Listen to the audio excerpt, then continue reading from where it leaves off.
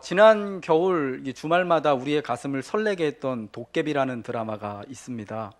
거기서 그 주인공이었던 김신이 자기보다 나이가 한참 어린 고3 고등학생 지은탁을 보고 이전에 느껴보지 못했던 그 사랑이라는 감정을 느끼죠. 근데 참 드라마를 너무 기가 막히게 잘 만드는 게 자기가 느끼는 그 사랑이라는 감정을요, 이 주인공이 직접 가서 내가 너 좋아하는 것 같아 라고 이렇게 촌스럽게 말하지 않고요, 시를 읽더라고요. 여러분 다 아시죠? 김인욱 씨가 쓴 사랑의 물리학이라는 시를 그 주인공이 혼자 나레이션을 하는 거예요. 질량의 크기는 부피에 비례하지 않는다. 제비꽃같이 조그만 그 계집애가, 꽃잎같이 하늘거리는 그 계집애가 지구보다 더 큰 질량으로 나를 끌어당긴다. 심장이 하늘에서 땅까지 아찔한 진자 운동을 계속하였다. 첫사랑이었다. 주인공이 또 다른 주인공을 이제 사랑하게 됐다라는 것을 이 시를 통해서 나레이션하는 것으로 이렇게 표현을 참 하는 게 저는 참 되게 근사하게 보이더라고요. 이 드라마 주인공에게 지은탁 씨가 첫사랑이었다면은 여러분, 우리 예수님에게는 예수님의 교회들, 오늘 이 계시록에 나와 있는 7교회, 에베소 교회를 포함한 7개의 교회와 이 7교회로 대표되는 이 땅에 또 이 시대에 지금까지 있었던 모든 주님의 교회들이 바로 주님의 처음 사랑, 첫사랑이었다라는 것을 말씀드리고 싶습니다. 이 계시록 2장과 3장의 말씀은요, 이제 예수님께서 소아시아에 있는 7교회들에게 보낸 편지인데, 저는 이 편지가 바로 예수님의 처음 사랑인 교회들에게 보내는 예수님의 러브레터다라고 말씀드리고 싶어요. 왜 이게 예수님의 러브레터라고 말씀드릴 수 있냐면, 처음 사랑에 관하여서 예수님이 말씀하고 계시기 때문입니다. 에베소 교회에게, 그리고 또 그 교회를 포함한 모든 교회들에게 예수님을 믿을 때 있었던 그 처음 사랑에 관하여서 말씀하고 있기 때문에 이게 여러분 러브레터가 되는 거예요. 예수님을 믿음으로 힘겨운 믿음의 싸움을 당시 성도들이 그리고 교회가 하고 있었습니다. 그들을 사랑하는 예수님은요, 이렇게 직접 편지를 써서 요한을 통해서 교회들에게 보냄으로써 지금 힘들고 어렵지만 내가 정말 교회와 성도들을 사랑한다, 내가 너희를 붙잡고 있다, 그러니까 조금만 더 힘을 내고 견디자라는 메시지를 주시는 거죠.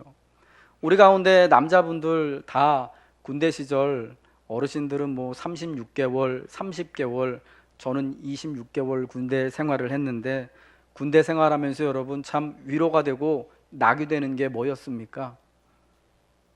바깥에서 편지 오면 그것도 내가 진짜 좋아하는 사람이 편지를 이렇게 예쁘게, 군사 우편 말고 소위 말하는 꽃 편지지에 예쁜 손글씨로 색깔펜 여러 가지 넣어가지고 예쁘게 꾸며서 위문품, 그 로션 있잖아요, 존슨앤존슨 뭐 이런 로션 같이 해가지고 손 트지 말라고 해서 보내주면 그날은 기분이 너무 좋은 거예요. 그러면서 군 생활을 또 해낼 수 있는 힘을 얻게 되는 거죠. 그런 편지를 받아보면 나도 모르게 그 편지를 보내준 사람, 전에는 그냥 친구였고 아무런 감정도 없었는데 괜히 그 사람이 좋아지고, 이번에 휴가 나가면 나 꼭 그 사람 만나야겠다, 우리 집사람 있어가지고 이런 얘기 하면 안 되는데 그런 마음이요, 제 얘기가 아니라 제가 주변에 우리 친구들 보니까 다 여러분 그렇더라는 거죠. 힘든 신앙의 싸움을 하고 있던 교회들에게 예수님이 이 러브레터를 보내주시는 거예요.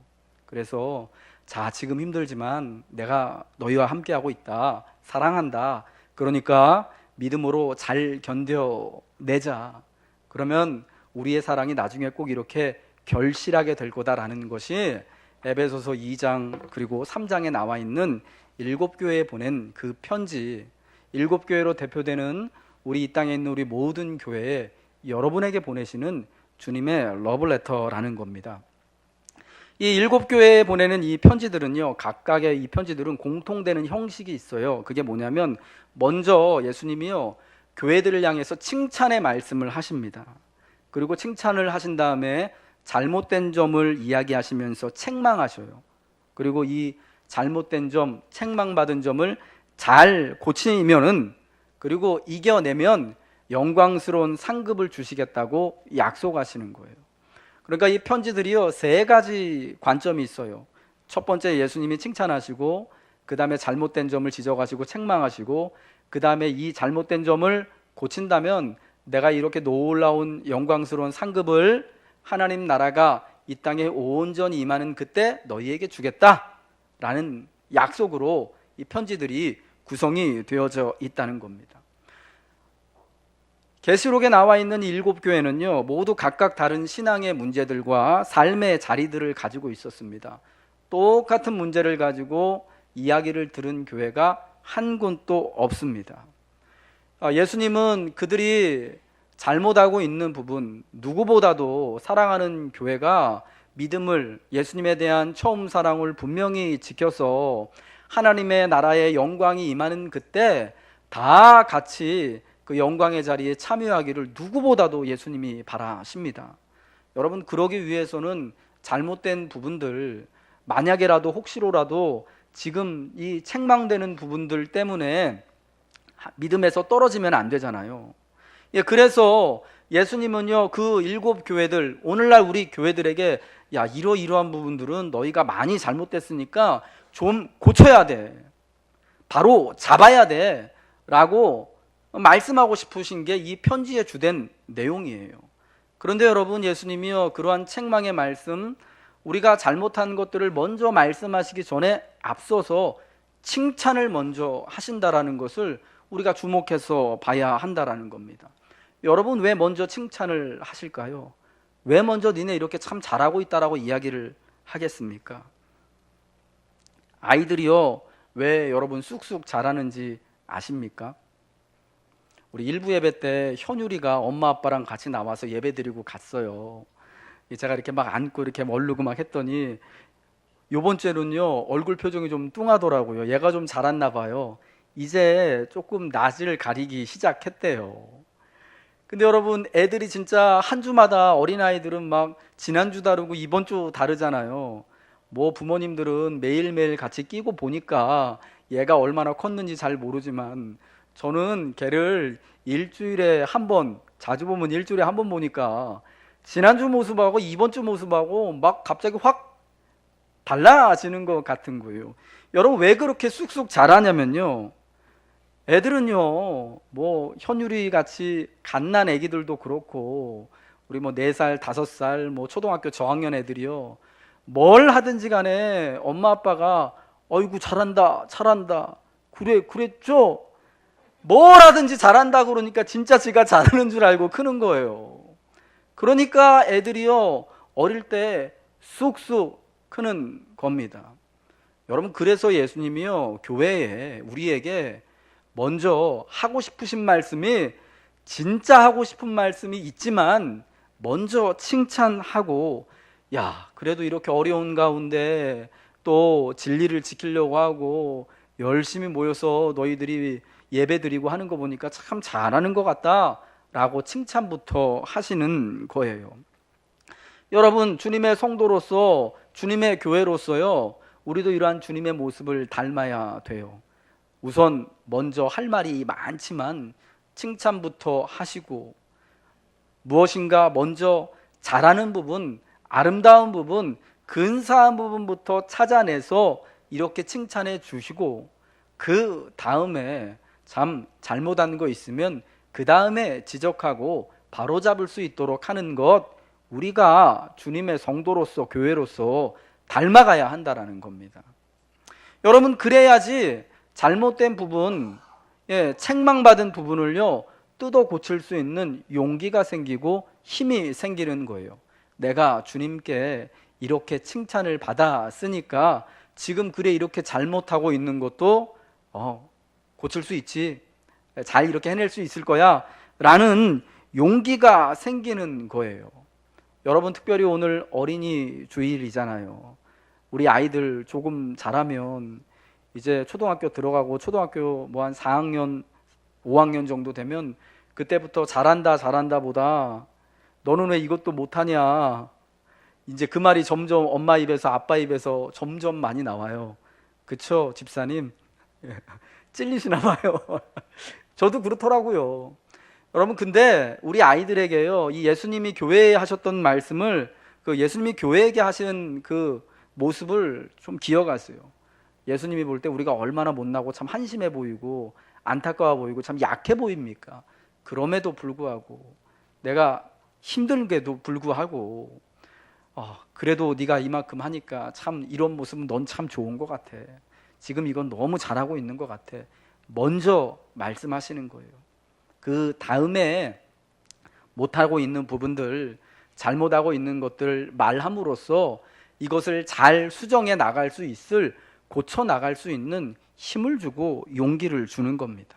그러면 여러분, 우리가 교회 안에서 예수 믿는 성도로서 이 예수님의 모습처럼 먼저가 칭찬임을 기억하십시오. 칭찬이 먼저이고 그 다음이 책망이다라는 겁니다.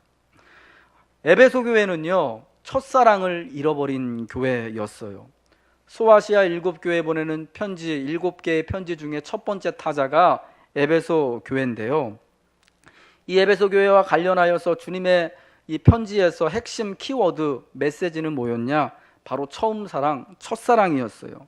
교회가 처음 사랑을 잃어버려서 그 이유로 인해서 예수님께 책망을 받고 다시금 어디서 떨어졌는지를 기억하고 처음 사랑을 회복하라는 것이 에베소 교회에 보내는 예수님의 이 러브레터의 핵심, 그 중요한 그러한 포인트였다라는 겁니다. 오늘 본문의 말씀, 계시록 2장 4절 말씀 같이 한번 읽겠습니다. 시작. 그러나 너를 책망할 것이 있나니 너의 처음 사랑을 버렸느니라. 여러분, 왜 에베소 교회는 처음 사랑을 잃어버리게 됐을까? 우리가 먼저 이 사실을 좀 고민을 해봐야 됩니다. 에베소 교회가 처음 사랑을 잃어버린 이유를 저는 두 가지 정도 좀 생각해 봤습니다. 첫 번째는 예수님을 처음 만나고요, 그러니까 예수님을 처음 믿고 교회가 처음 세워지고 처음 성도가 된 다음에 시간이 많이 흘렀기 때문에 그렇습니다. 에베소 교회는 사도 바울이 세운 교회예요. 사도행전 19장에 보면 그 사실이 자세히 나와 있는데, 사도 바울이 3차 전도 여행 때 에베소 지역을 방문하였습니다. 그때가 AD 51년경쯤이다 라고 이렇게 알려져 있습니다. 바울 사도에 의하여서 에베소에 교회가 세워지게 됐죠. 19장 그 본문에 의하면, 사도행전 20장 31절이죠. 사도 바울이 친히 그렇게 얘기해요. 내가 3년이나 이 에베소 지역에 머물면서 밤낮 쉬지 않고 눈물로 각 사람을 훈계했다. 처음에 참 이 바울 사도, 그리고 브리스길라, 아굴라, 그리고 아볼로 같은 참 그 당시에 가장 설교 잘한다고 알려진 사람들에 의해서 시작된 교회가 에베소 교회입니다. 그리고 지금 요한이 요한계시록의 말씀을 주님께 받아서 에베소 교회에 이 예수님의 러블레터를 보낼 이때면은 시간이 얼마나 흘렸냐면 약 40년이 넘는 시간이 흘렀어요. 처음 예수님을 에베소 사람들이 들었을 때가 AD 51년, 지금 요한이 계시록의 말씀을 예수님께 받아서 그 러브레터를 전달해 주는 때가 AD 96년 이후거든요. 그러니까 50년 정도는 좀 안 되고 한 40년이 넘는 시간이 흐른 겁니다.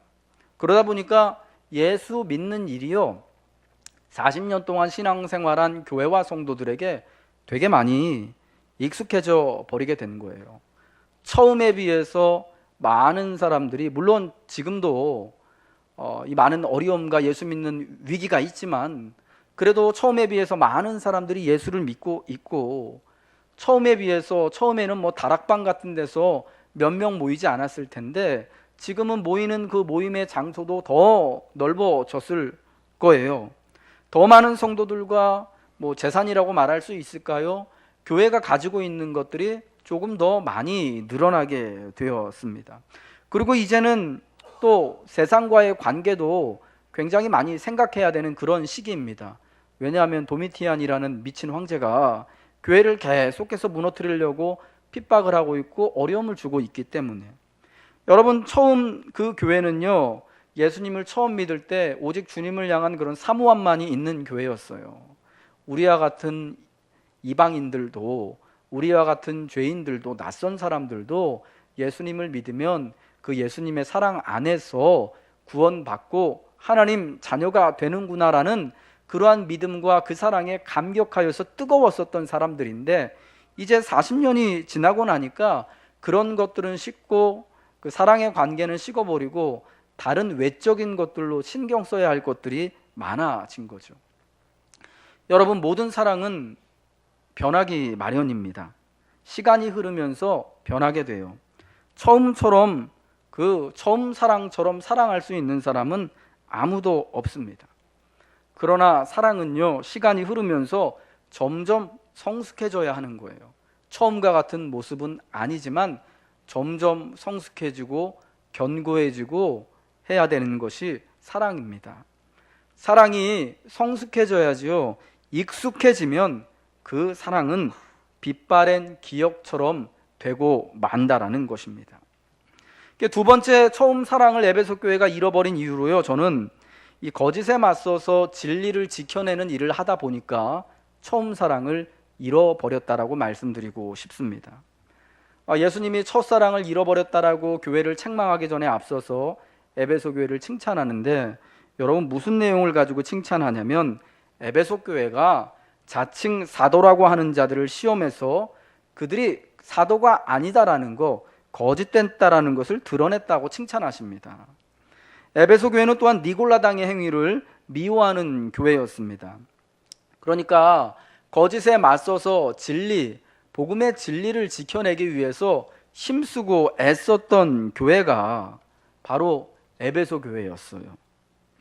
여러분, 주후 1세기 사도 바울이 처음 그 AD 51년에 에베소에 가서 복음을 전할 때 에베소는 어떤 곳이었냐면요, 소아시아의 관문과 같은 그런 항구 도시였습니다. 그 동쪽에, 그러니까 이쪽에 서쪽에 있는 그 로마, 그 당시 제국의 수도 로마와 그리고 동쪽에 이 소아시아가 이렇게 쭉 떨어져 있었는데, 소아시아를 로마가 다스리기 위해서 굉장히 중요하게 생각하는 허브가 바로 이 에베소라는 그런 항구 도시였습니다. 항상 많은 배들이 왔다 갔다 하고 많은 사람들, 많은 재물들이 서로 동서가 왕래하는 그러한 곳이었습니다. 그러다 보니까 여러 가지 또 신앙과 종교와 철학과 가르침과 또 이상한 또 뭐 이런 우상숭배 문화에다가, 그리고 또 이 음란함, 성적인 이런 방종 같은 것들도 항상 수시로 넘쳐나는 곳이 에베소라는 곳이었습니다. 그 당시에 특별히 에베소가 그 아데미 우상, 아데미 여신을 섬기는 것으로 굉장히 유명했습니다. 그 세상에서 가장 큰 아데미 여신의 신전이 있는 곳이 에베소였습니다. 지금도 터키 에베소에 가면 그 아데미 여신의 신전이 그 유적으로 남아 있는데, 그게 고대 그 7대 불가사의 중에 하나거든요. 도대체 어떻게 그 당시 사람들이 지금처럼 기술과 과학이 발달되지도 않았을 텐데 이런 신전을 어떻게 지었을까?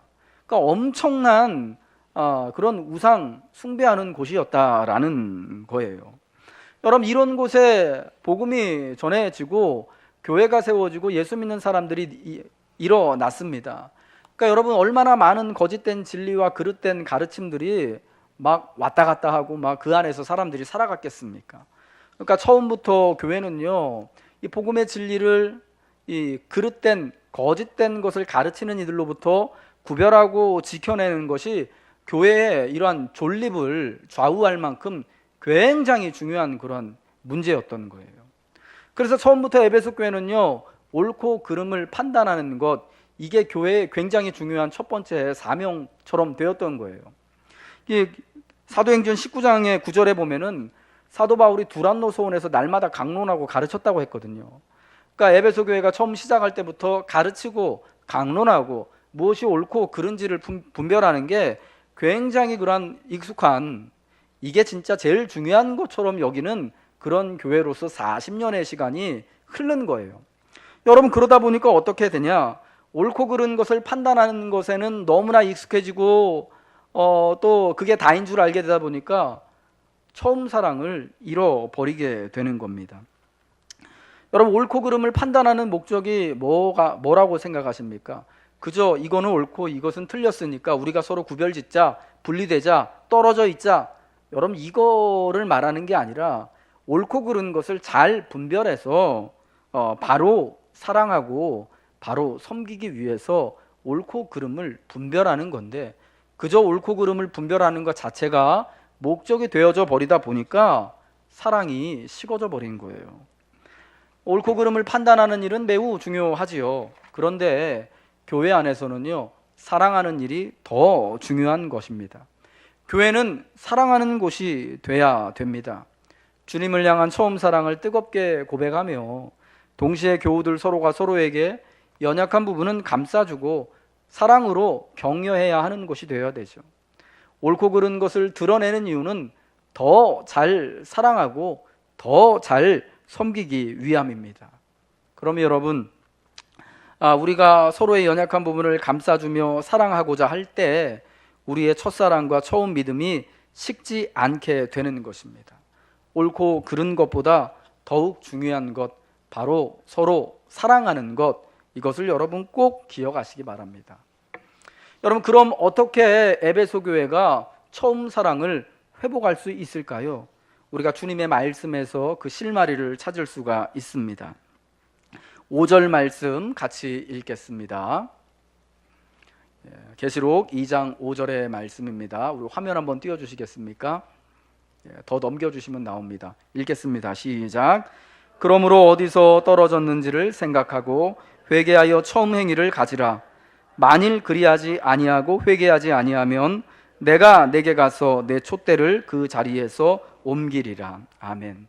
처음 사랑을 회복할 수 있는 그러한 실마리, 그러한 방법으로 예수님은요, 회개할 것을 말씀해 주시는 겁니다. 어디서 떨어졌는지를 생각하고 회개하여서 다시 처음 행위를 가지라는 겁니다. 만일 회개하지 아니하면, 회개를 이루지 못한다면 내가 내게 가서 촛대를 옮겨버리겠다, 교회가 교회되지 못하도록 하겠다라는 말씀을 주님이 하시는 거죠. 여러분, 회개의 삶을 살 때, 회개하게 될 때 처음 사랑을 회복할 수 있습니다. 이 회개는요, 그런데 단순히 죄 지은 것을 내가 잘못했습니다라고 뉘우치는 게 아니에요. 후회하는 게 회개가 아닙니다. 죄 지었기 때문에, 잘못했기 때문에 그거 뉘우치고 돌이키는 것 자체가 회개가 아닙니다. 예수님을 팔아먹은 가룟 유다라는 제자, 은 30을 받고 예수님을 대제사장들에게 넘겼습니다. 근데 나중에 그가 후회하죠. 뉘우치죠. 자기가 잘못했다고. 근데 여러분, 그는 그로 인하여서 잘못을 깨달았어요. 뉘우쳤어요. 후회했어요. 그렇다고 해서 여러분, 그가 구원에 이르렀느냐? 그러진 못했죠. 그게 바른 회개가 아니었기 때문입니다. 회개란 게 그저 잘못한 거 깨닫고 뉘우치는 거, 종교적으로 이런 거 하지 말라라는 거 한 걸 가지고 이거 잘못했습니다라고 말하는 게 회개가 아니다라는 것을 성경이 분명히 말씀해주고 있는 겁니다. 그럼 성경이 말하는 회개는 뭐냐? 사실은 회개는요, 어떤 행위를 잘못했다고 뉘우치는 게 아니라 삶의 전반적인 태도를 말씀하는 겁니다. 하나님 앞에 내 삶의 전반적인 태도가 회개인데요, 특별히 두 가지를 말할 수 있는데 뭐냐? 하나님 앞에 내가 아무것도 모르는 무지하고 연약한 자이다라는 것을 고백하는 게 회개의 태도예요. 또 하나는 나는 지금껏 잘 모르니까, 내가 아는 것이 많이 없으니까 주님이 내게 알려달라고 말씀하시는 것이 회개의 태도, 회개의 삶인 것입니다. 그리고 또 하나가 바로 내가 잘 알기 때문에, 내가 익숙하기 때문에, 내가 잘 아는 곳, 익숙한 곳에 내가 이렇게 머물러 있어야 된다, 나는 절대 안 바뀌겠다라는 그 태도에서 벗어나서 주님이 이끄신다면 내가 주님 안에서 날마다 변화되어지겠습니다. 내가 변화가 필요할 만큼, 내가 날마다 변화되어져야 할 만큼 나는 불완전한 사람입니다 라는 것을 고백하는 것이 회개의 태도, 회개의 삶이다라는 겁니다. 에베소 교회 교인들이요 40년을 넘게 예수님을 믿었습니다. 그 중에는 저는 이 에베소 교회를 생각하면서 우리 교회가 딱 생각이 들더라고요. 이번에 토요일 날 우리가 임직식 하는 게 창립 38주년 기념해서 임직식과 은퇴식을 하는 거거든요. 우리 교회도 조금 있으면 교회가 세워진 지 40년 됐습니다. 우리 이렇게 오늘 예배 드리는 우리 성도님 중에는 개 중에는 그 38년 전부터 원로 목사님, 사모님과 같이 또 교회를 시작하신 분도 있고요. 교회 나오신 지 30년 되신 분도 많고 20년 되신 분도 있고 10년 되신 분도 많고 물론 저처럼 새 가족들도 있어요. 2년 안짝으로.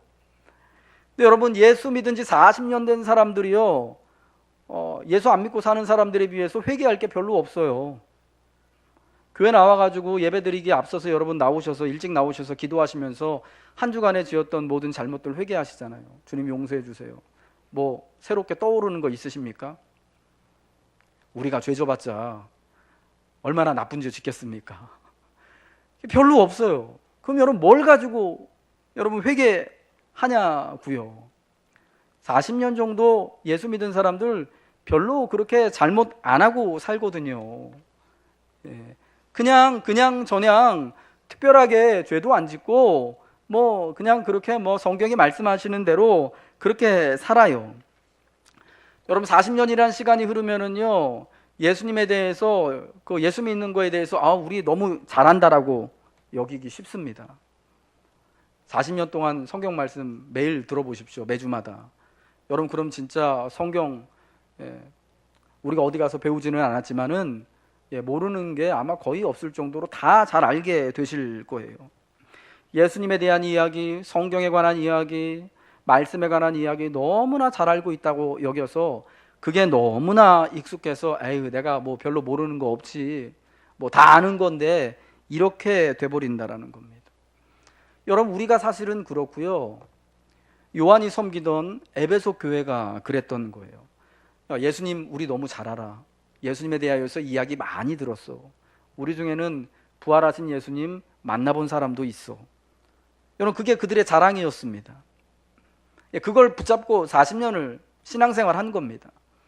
근데 여러분 예수님께서요 밤모섬에 있는 요한에게 나타나셨잖아요. 계시록 1장에.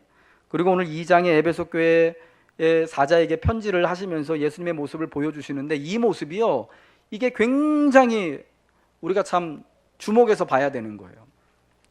계시록에 나와 있는 예수님의 모습이 어떤 모습입니까? 부활하시고 승천하셔서 하나님의 보좌에 앉아 계신 하나님의 모습인데요 너무나 영광스러운 모습이에요.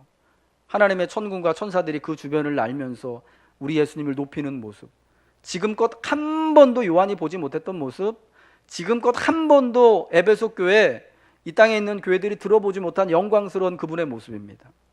교회가 알고 있는 예수님의 모습은 십자가에 달려서 초라하게 돌아가신 모습, 사흘 만에 부활하셔서 승천하신 그 모습이 전부인데 지금 보니까 승천하신 예수님께서 저 하나님의 보좌, 그 하늘 보좌 높은 곳에 앉으셔서 이 땅의 왕으로서 만국을 통치하고 다스리시고 마지막 때에 구주로서 심판주로서 임하실 모습을 보여주시는 거잖아요.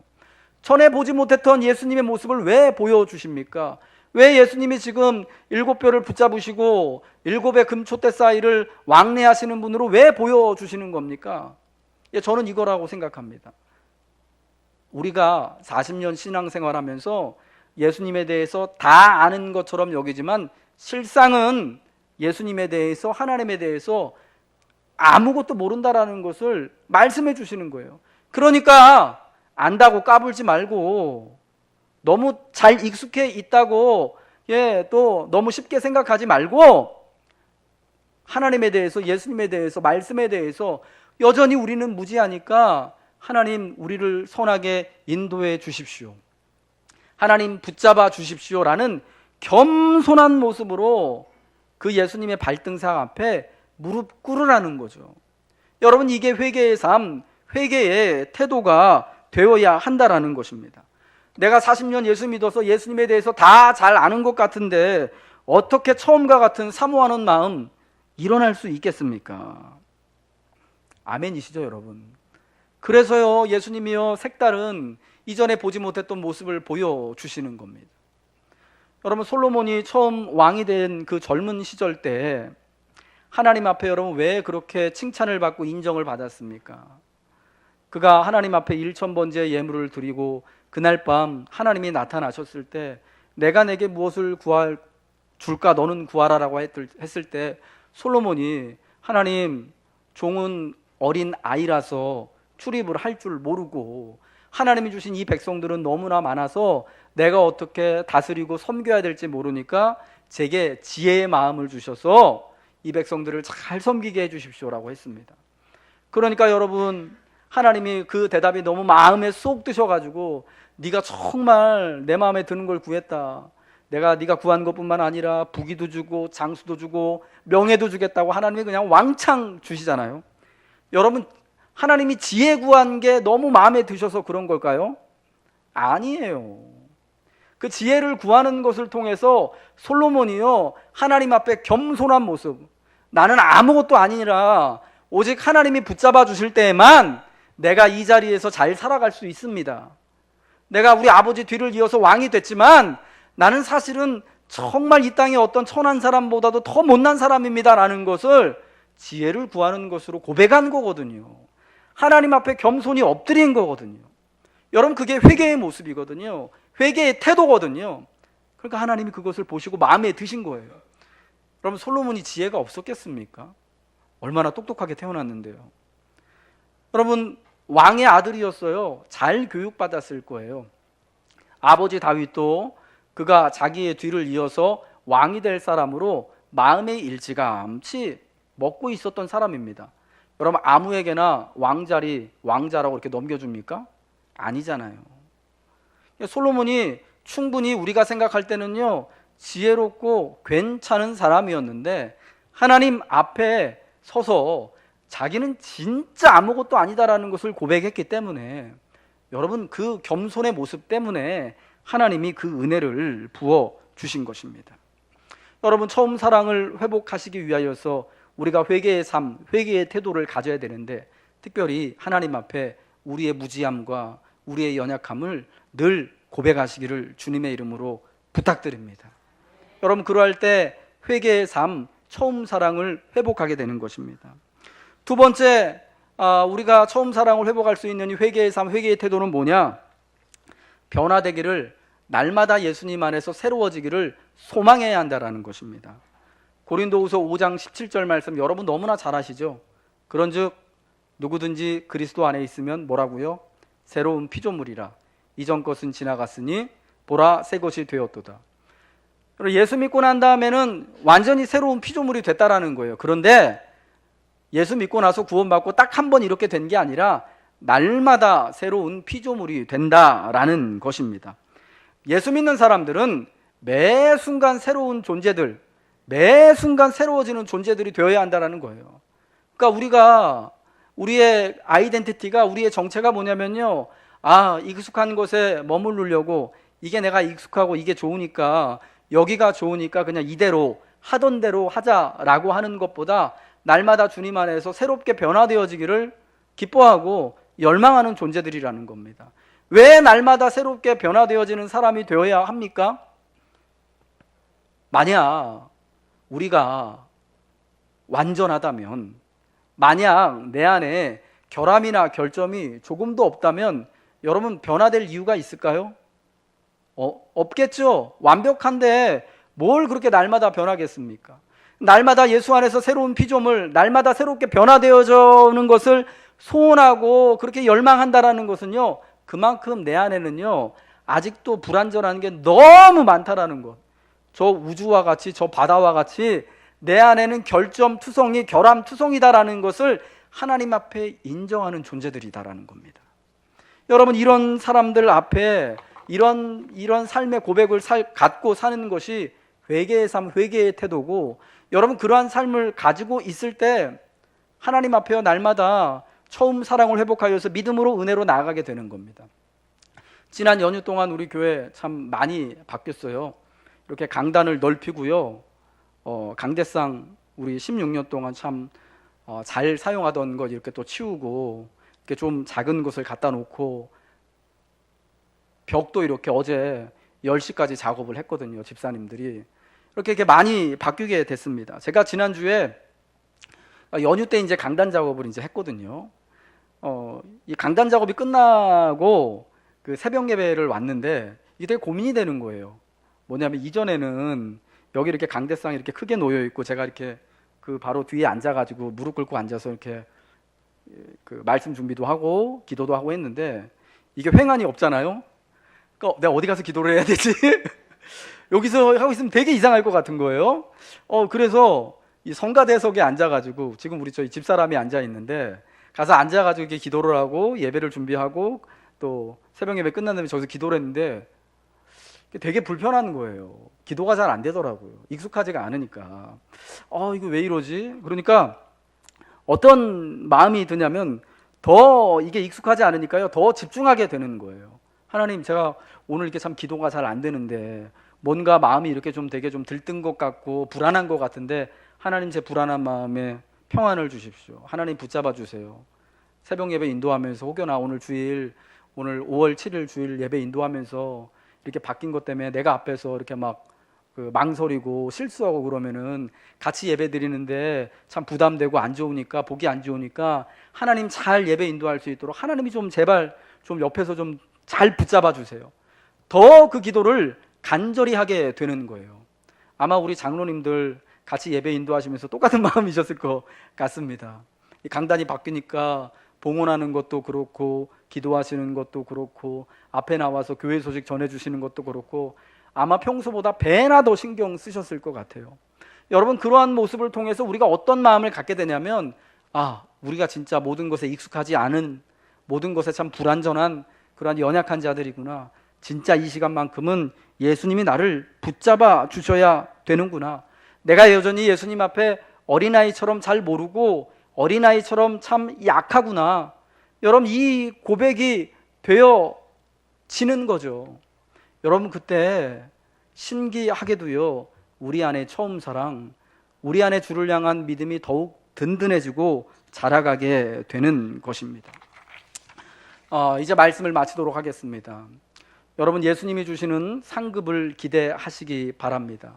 에베소 교회에게 하신 말씀, 내 처음 사랑을 네가 버렸다. 그 회개하여서 다시금 그 처음 사랑을 가져라 라는 말씀이 오늘 우리에게 주시는 말씀입니다. 회개함으로 처음 사랑을 얻게 될 때 주님은 교회에게요, 하나님의 낙원에 있는 생명나무의 열매를 주어 먹게 할 것이다 약속해 주셨습니다. 여러분, 이 약속이 이제 예수님이 이 땅에 다시 재림하실 때 우리에게 이루어지는 것이면서 또한 동시에 오늘 우리가 매 예배를 드릴 때마다 우리를 붙잡고 계시는 그 예수님을 믿으며 살 때마다 매 순간 이 생명나무의 열매를, 그 은혜를 우리가 누리게 됨을 여러분 꼭 기억하시길 주님의 이름으로 부탁드립니다. 처음 사랑을 간직하기 위하여서 회개의 삶, 주님 앞에 나는 무지하고 연약하여 잘 모르고 나는 날마다 주님의 은혜로 변화되어져야만 하는 약한 사람입니다 라는 것을 고백하십시오. 그리고 그 주의 사랑을 마음껏 누리십시오. 주님이 주시는 상급, 그 상급이 여러분과 저를 기다리고 있습니다.